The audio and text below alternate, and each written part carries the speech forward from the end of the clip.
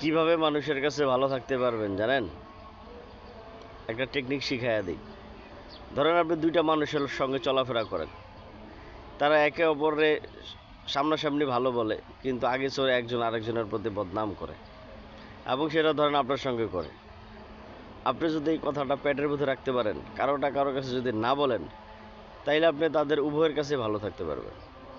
কিন্তু আপনি যদি ওনারটা শুনে ওনার কাছে কন আর ওনারটা শুনে ওনার কাছে কন, তখন কিন্তু আপনি শত্রু হয়ে যাইবেন। আমে দুধে মিলা যাইব, আপনি ভিলেন হয়ে যাইবেন। অতএব যে যাই বলে পেটের ভিতরে রাখবেন, তাইলে আর কারো শত্রু হইবেন না। তারাও তখন মানে আপনারা বিশ্বাস করবে যে ওর কাছে একটা কথা কইলাম, ও আসলে কথা কারোর কাছে বলে না।